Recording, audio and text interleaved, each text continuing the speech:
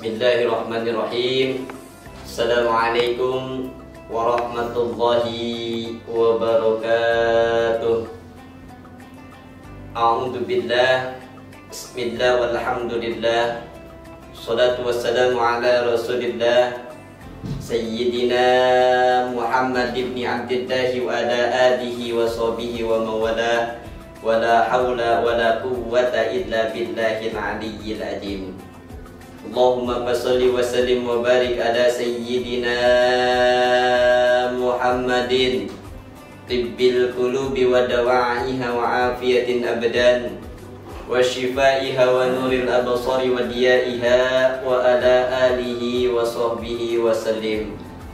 Allahumma rabbi syrah li sadri amin wa yassir li amri wahlul 'uqdatam min lisani yafqahu qawli. Rabbi yasir wa la tu'asir, Rabbi tamim bi khair, la haula wa la quwwata illa billahil aliyyil azim.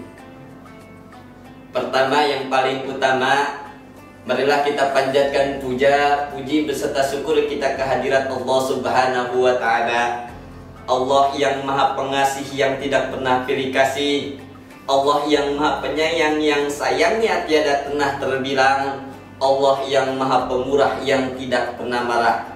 Bahkan sampai detik ini, menit ini, lebih-lebih sampai kejipan mata sekalipun, Allah masih memberikan beribu-ribu nikmatnya. Tahadus bin nikmat, tasyakur bin nikmat, alhamdulillah. Sampainya umur kita di bulan suci Ramadan ini tiada lain dan tiada bukan karena nikmat daripada Allah Subhanahu wa taala.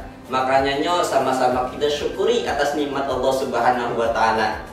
Karena kenapa? Adanya kita di bulan suci ini harapan para umat Islam. Ini harapan para kaum muslimin. Jauh sebelum datangnya bulan suci Ramadan, Kanjeng Rasulullah Shallallahu Alaihi Wasallam selalu mengumakkan doa. Yang mana doa tersebut selalu kita jadikan sholawat. Apa doa tersebut? Allahumma sholli wa sallim wa barik alaihi. Allahumma barik lana fi Rajab wa Sabana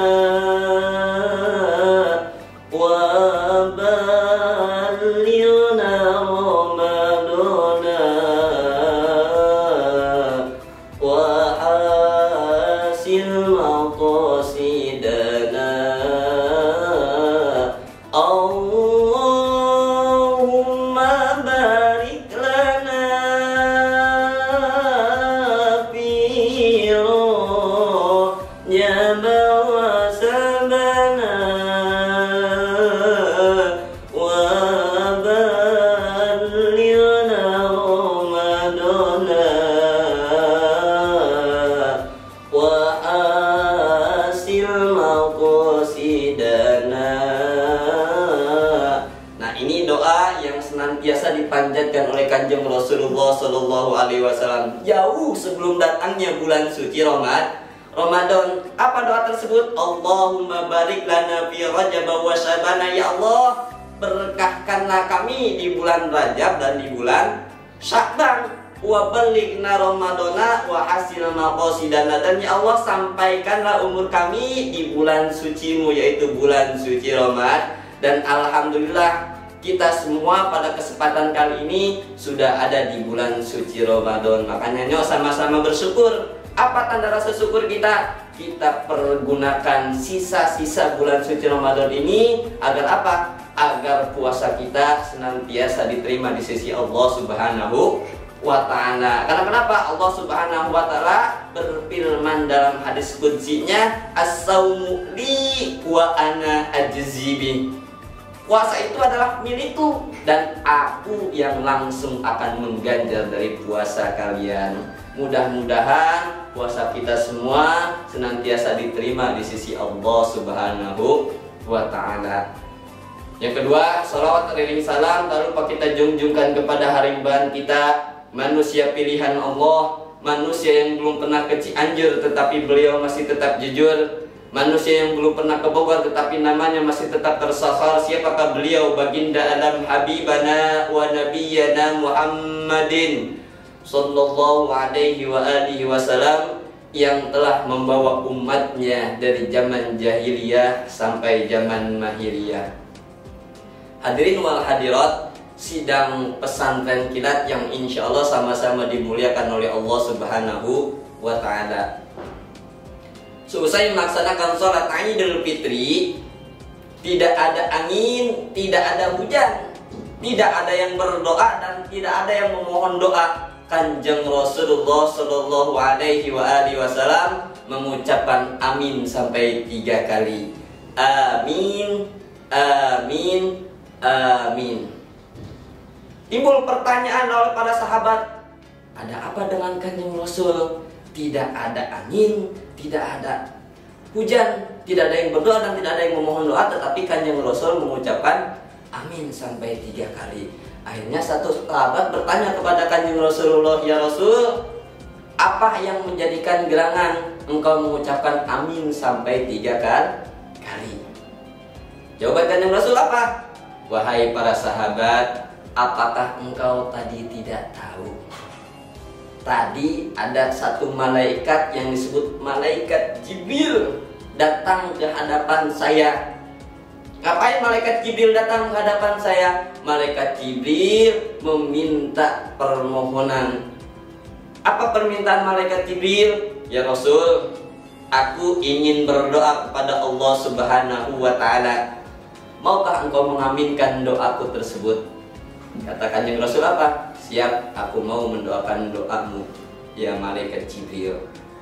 Pertanyaannya, kalau sudah malaikat Jibril yang berdoa, kemudian Nabi Muhammad yang mengaminkan, apa iya doa tersebut tidak dikabul oleh Allah Subhanahu wa ta'ala? Nyok, kita simak bareng-bareng. Apa doa malaikat Jibril tersebut yang diaminkan oleh Allah, yang diaminkan oleh Rasulullah Sallallahu Alaihi Wasallam?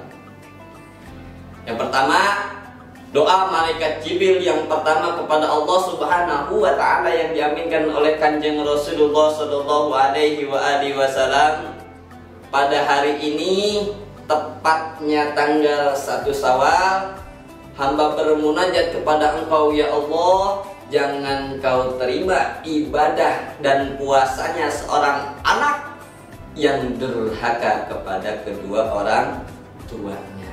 Dijawab oleh Kanjeng Rasulullah, amin.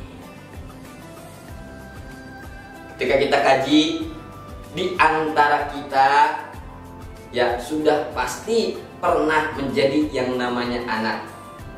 Saya pribadi sekarang sudah punya anak, tapi sebelum saya punya anak, saya pun jadi seorang anak.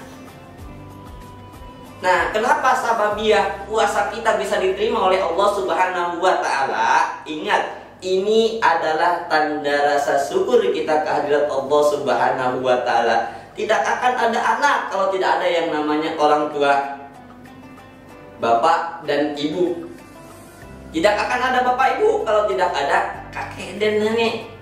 Tidak ada kakek nenek kalau tidak ada uyut. Tidak akan uyut kalau tidak ada bau sampai ke atasnya. Berarti ketika kita mampu berbakti kepada ke atasnya, insya Allah ini menjadikan sababiah doa kita, puasa kita, ibadah kita senantiasa diterima di sisi Allah Subhanahu wa ta'ala sampai kepada Idul Fitri alias hari kemenangan. Tetapi sebaliknya, andai kata kita tidak bisa berbakti kepada kedua orang tua, sering menyakiti kepada kedua orang tua, bagaimana puasa kita mau diterima? Karena kenapa? Rasulullah Shallallahu Alaihi Wasallam bersabda, ridallahu fi ridal walidain wa sukhtullahi fi sukhtil walidain. Ridhonya Allah terletak kepada ridhonya kedua orang tua. Kebalikannya, murkanya Allah terletak kepada murkanya kedua orang tua. Makanya kalau misalkan kita ingin mendapatkan ridho daripada Allah Subhanahu wa ta'ala, mendapatkan ganjaran yang sangat amat tinggi di sisi Allah Subhanahu wa taala, diterima iman dan Islamnya, puasa dan ibadahnya di bulan suci Ramadan ini. Sama-sama kita berbakti kepada kedua orang tua. Sebelum kita lanjut, kita kaji sebentar aja tentang kedua orang tua. Ingat, ayah dan ibu ini sababiah keduanya yang menjadikan kita terlahir ke muka bumi. Pertama, ayah. Ayah ini kerjaannya ngapain? Berangkat dari pagi, pulang sore. Kepala dijadikan kaki, kaki dijadikan kepala. Ya, sampai keringat menetes darah. Untuk apa? Untuk kita seorang anak. Apakah kalian tahu? Kalian tahu tidak? Ya, prinsip orang tua itu sebenarnya cuma satu. Apa? Orang tua itu boleh bodoh, tetapi orang tua tidak mau anaknya bodoh seperti orang tua. Orang tua itu miskin, tetapi orang tua tidak mau melihat anaknya miskin seperti orang tuanya. Makanya ayah pribadi sesulit apapun mencari rezeki, sesulit apapun mencari nafkah, pasti dikejar.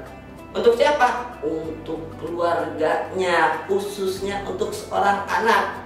Agar apa? Agar masa depan anak ke depannya bisa lebih baik dibanding ayahnya. Ini ayah. Yang kedua, ibunda ataupun seorang ibu. Ingat, bismillahirrahmanirrahim. Wallahu akhrajakum min butuni ummahatikum. Allah telah mengeluarkan kalian dari mana? Dari perut-perut ibu kalian. Kita kaji dari awal penciptaan kalian. Maaf, ketika seorang laki-laki dengan perempuan ini menikah, ketika menikah, maaf, terjadilah yang namanya malam pertama antara laki-laki dengan perempuan. Ketika malam pertama niatnya ngapain? Ingin mendapatkan satu keturunan yang diridhoi oleh Allah Subhanahu wa ta'ala. Maaf, kalau dikaji, pertama seorang perempuan ketika malam pertama itu sudah merasa sakit. Nah, ini yang pertama. Gak usah dijelasin lagi sakitnya kenapa. Yang penting si perempuan sudah merasa sakit. Minggu kedepannya, sebulan, 2 bulan, 3 bulan, ternyata alhamdulillah langsung mendapatkan rezeki daripada Allah Subhanahu wa ta'ala. Apa? Berupa kepercayaan. Dititipkanlah seorang anak. Sebulan, 2 bulan, 3 bulan, 4 bulan. Ibu yang tadinya merasa enak ternyata tidak enak. Karena kenapa? Bawaannya selalu mual, selalu mungkek, ingin muntah. Jangankan untuk makan nasi, baru nyium aja sudah mual. Ini seorang ibu, sebulan, 2 bulan, 3 bulan, 4 bulan. 4 bulan kalian dalam kandungan seorang ibu, ternyata ditiupkan oleh Allah Subhanahu wa ta'ala berupa paruh. Ketika ditiupkan sebelum paruh, ternyata si cabang bayi ini mulai aktif, mulai hidup. 4 bulan, 5 bulan, 6 bulan, perut si ibu mulai membesar. Ya, tadinya ibu tidurnya enak, sekarang serba salah. Miring ke kanan salah, miring ke kiri salah, tengkurap salah, apalagi telentang. Karena kenapa? Posisinya si perut ternyata sudah mulai membesar. 6 bulan, 7 bulan, 8 bulan, sampai 9 bulan, ternyata si cabang bayi ini mulai membesar dan mulai aktif. Ya, karena kenapa?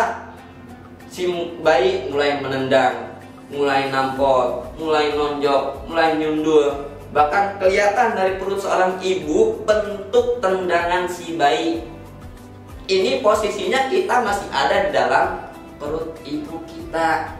Ternyata kita di dalam perut ibu kita pun sudah nyusahin, sudah bikin sakit orang tua.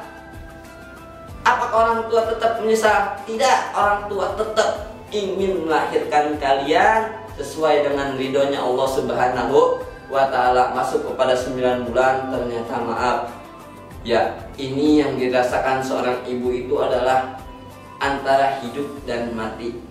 Ketika melahirkan kalian itu perjuangannya antara hidup dan mati. Karena kenapa? Kalau dikaji, maaf, ya, kalian itu keluar dari kemaluan seorang perempuan.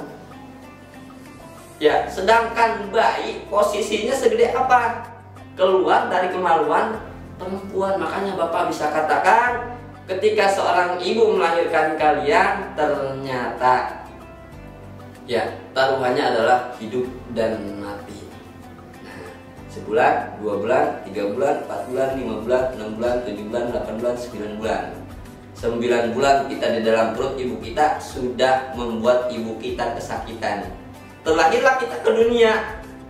Ya, dimulai kita merengek, nangis, bisa duduk, bisa berdiri, bisa jalan, hingga dewasa seperti ini. Apa balasan kita terhadap anak? Apakah kita selalu berbuat baik? Apakah kita selalu berbuat jahat kepada orang tua? Yang kita kaji sama-sama. Gak usah mikirin orang lain, tapi kita kaji pada diri kita sendiri. Apa yang pernah kita lakukan kepada orang tua kita masing-masing. Sebab kenapa? Ini menjadikan sababiah.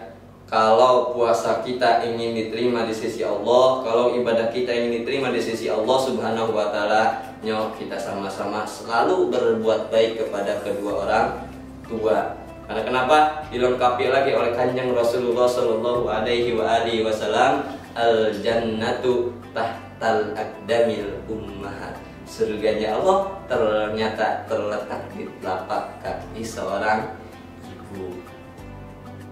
Jadi bukan masalah ibadah lagi yang diterima di sisi Allah. Kalau kita sudah mampu untuk berbakti kepada kedua orang tua, niscaya kita akan masuk ke dalam surganya Allah Subhanahu wa Ta'ala. Inilah doa yang pertama yang dipanjatkan malaikat Jibril kepada Allah Subhanahu wa Ta'ala dan diaminkan oleh Rasulullah Shallallahu Alaihi Wasallam.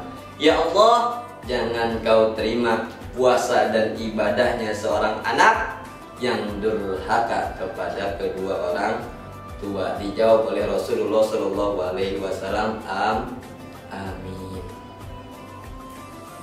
Nah, permohonan yang kedua apa? Permohonan yang kedua, ya Allah, pada hari ini tepatnya 1 Syawal, aku bermunajat kepadamu, aku memohon kepadamu ya Allah, jangan Kau terima ibadah dan puasanya seorang istri yang durhaka kepada seorang suami. Dijawab oleh Kanjeng Rasulullah Shallallahu Alaihi Wasallam, amin. Ingat, ar-rijalu qawwamuna 'alan nisa, yang namanya laki-laki itu adalah sebuah pemimpin, seorang pemimpin dari siapa? Dari seorang perempuan. Jadi ketika si anak perempuan ini dinikahkan dengan seorang laki-laki, kewajiban seorang perempuan pindah, yang dasarnya diawali oleh kewajiban kepada orang tua, pindah kepada seorang suami. Makanya antara suami dengan perempuan kalau dikaji, laki-laki itu tidak membutuhkan wali ketika menikah, sedangkan perempuan harus membutuhkan wali. Siapa wali perempuan? Yang pertama adalah ayahandanya atau orang tua sekandung. Orang tua sekandung sudah meninggal, berarti kakaknya yang sekandung. Kakaknya tidak ada, adiknya yang sekandung boleh menjadi wali. Kenapa seorang perempuan ini harus diwalikan? Karena disitulah serah terima jabatan antara wali seorang perempuan kepada calon seorang laki-laki. Saya nikahkan putri saya yang bernama Anu bin Anu kepada engkau Anu bin Anu dengan mas kawin seperangkat alat sholat. Ini adalah kesaksian dari seorang wali perempuan kepada seorang calon suami. Makanya ketika perempuan sudah menikah, kewajibannya bukan kepada orang tua lagi, tetapi kepada suami. Jadi kalau misalkan ada perempuan yang tidak manut, tidak hormat, tidak patuh kepada suaminya, niscaya ibadahnya, puasanya tidak akan diterima di sisi Allah Subhanahu wa Ta'ala. Rumah tangga, kalau dikaji, rumah tangga itu dalam Quran surah An-Nisa dikatakan hunna libasul lahum, hunna libasul lahunna walakum libasul lahun. Ya. Rumah tangga itu diibaratkan sebagai pakaian. Ingat, rumah tangga diibaratkan sebagai pakaian. Pertama, fungsi pakaian itu apa? Fungsi pakaian itu adalah sebuah kebanggaan. Saya bangga menggunakan peci. Ya, karena kenapa? Walaupun peci ini jelek, tapi ini peci saya sendiri. Saya bangga menggunakan baju batik. Walaupun baju batiknya ini standar, tapi ini adalah milik sendiri, bukan milik orang lain. Jadi ketika kalian berumah tangga, anggaplah rumah tangga kalian ini sebagai kebanggaan. Saya bangga memiliki istri seperti si Anu. Jelek-jelek seperti itu, tetapi itulah serikandi saya. Kata siapa? Kata si suami. Kebalikannya kata si istri, saya bangga punya suami seperti si Anu. Karena kenapa? Jelek-jelek seperti itu adalah Arjunaku. Jadi antara suami dan istri harus menjadikan sebuah kebanggaan. Kedua, fungsi pakaian itu apa? Fungsi pakaian itu adalah menutup aurat. Maksudnya apa Pak dalam rumah tangga? Ingat, fungsi pakaian itu adalah menutup aurat. Berarti antara suami dan istri harus saling sama-sama menutupi kekurangan di antaranya masing-masing. Si istri punya kekurangan, si suami harus pintar-pintar menutupi kekurangan si istri. Bagaimana kekurangan si istri ini tidak nyebar luas kepada orang banyak. Kebalikannya, si suami ini ternyata banyak kekurangannya, banyak cacatnya. Tugas istri apa? Tugas istri harus menjaga aib seorang suami. Agar apa? Agar aib seorang suami jangan sampai menyebar luas di kalangan masyarakat. Inilah tugas yang namanya rumah tangga. Harus saling sama-sama menjaga. Jadi kalau sudah sama-sama tahu mana kewajibannya, mana haknya, niscaya antara suami dan istri insya Allah semuanya ada di dalam ridhonya Allah Subhanahu wa ta'ala. Pak, pertanyaannya, kenapa tidak sedikit rumah tangga orang hancur berantakan cuman gara-gara hal sepele? Jawabannya satu, kenapa banyak laki-laki yang bermain di belakang alias selingkuh.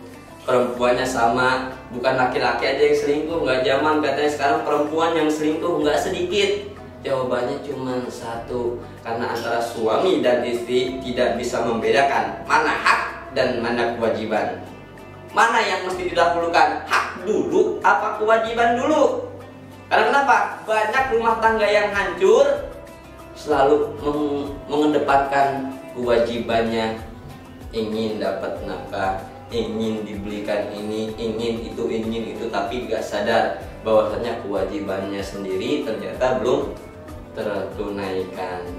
Jadi andai kata seorang perempuan tidak punya hormat, tidak punya sopan santun, tidak pernah patuh kepada suaminya, niscaya ibadah dan puasanya seorang istri tersebut tidak akan diterima di sisi Allah Subhanahu wa ta'ala. Inilah permohonan yang kedua yang dipanjatkan oleh malaikat Jibril. Ya Allah, jangan kau terima ibadah dan puasanya seorang istri yang durhaka kepada suami. Dijawab oleh Kanjeng Rasulullah, amin.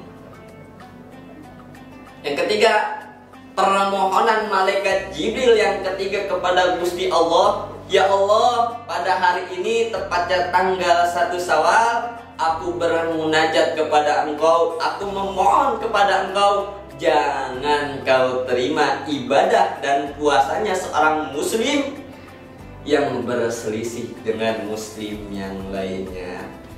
Ingat, Kanjeng Rasulullah Shallallahu Alaihi Wasallam bersabda, al-mu'minu akhul mu'min. Mukmin dengan mukmin yang lainnya itu adalah bersaudara. Ada lagi al-mu'minu mir'atu mu'min. Mukmin yang satu dengan mukmin yang lain itu sebagai cerminan.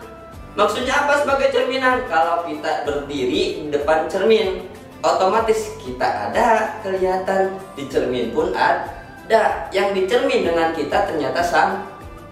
Nah inilah hakikatnya kenapa kita diperintahkan untuk melaksanakan puasa di bulan suci Ramadan. Ternyata agar kita bisa mengkaca diri.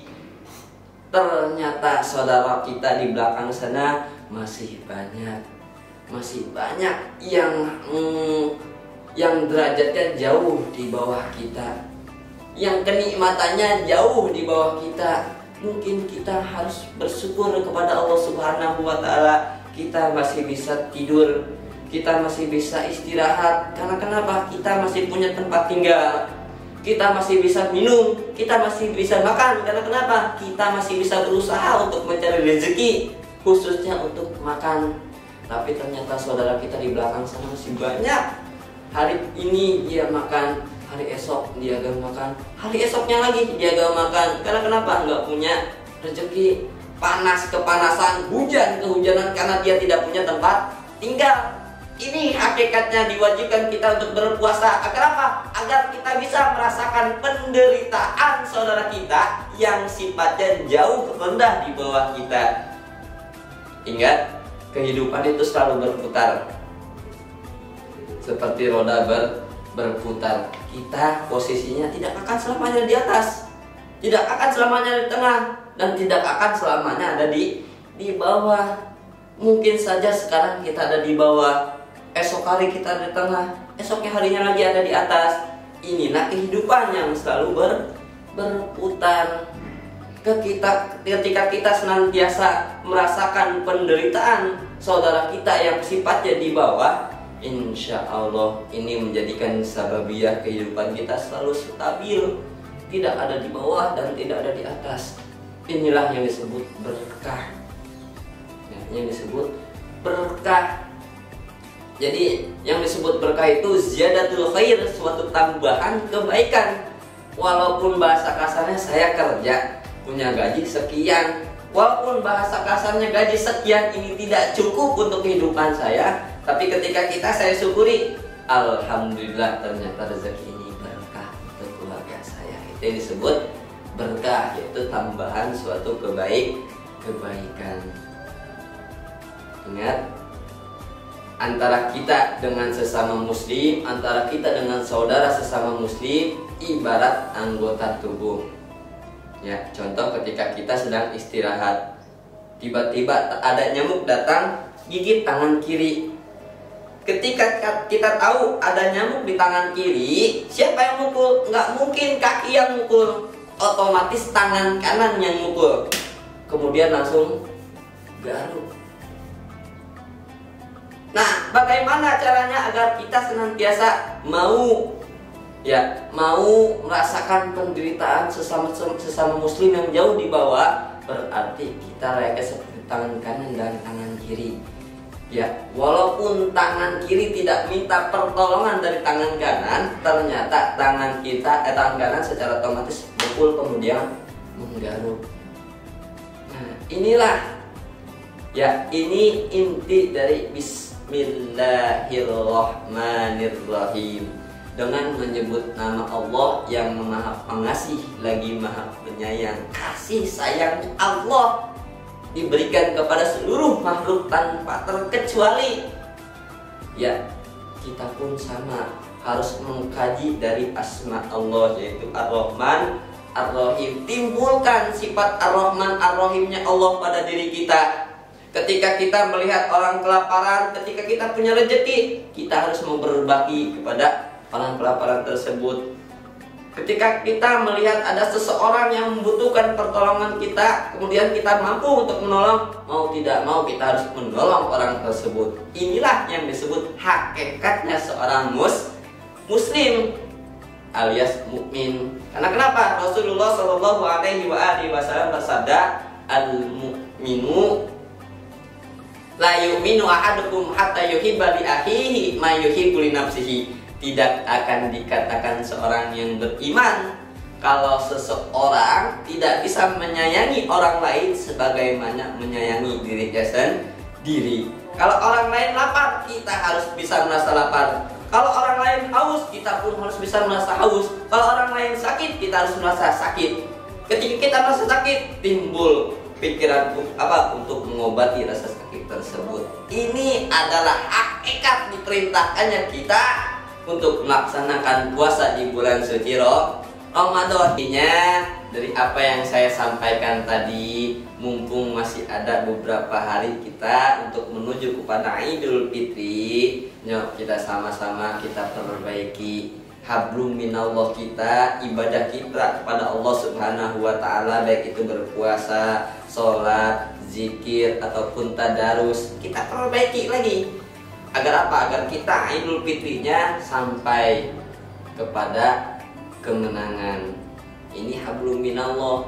Ada lagi hablum minannasnya, hubungan kita kepada sesama manusia. Ini yang harus kita perbaiki. Hablum minallah yaitu ibadah kita kepada Allah, hablum minannas hubungan kita kepada sesama manusia. Bagaimana cara kita bertoleransi kepada sesama manusia, sikap kita, hormat kita, anak kepada orang tua, istri kepada suami, muslim kepada sesama muslim, bahkan kepada non-muslim. Bagaimana caranya agar hablum minannas ini senantiasa diterima di sisi Allah Subhanahu wa taala. Inilah 3 permohonan, 3 doa malaikat Jibril kepada Allah Subhanahu wa taala, dan kemudian diaminkan oleh Nabi Muhammad sallallahu alaihi wasallam.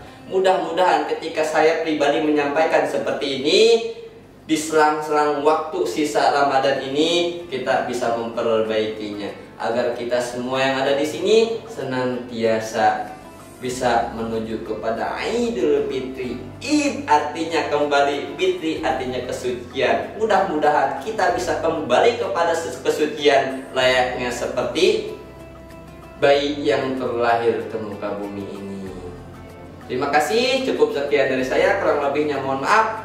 Apabila ada kata saya yang salah, mudah-mudahan ini menjadikan sebuah kajian pribadi saya, agar apa kedepannya, agar saya bisa lebih baik lagi.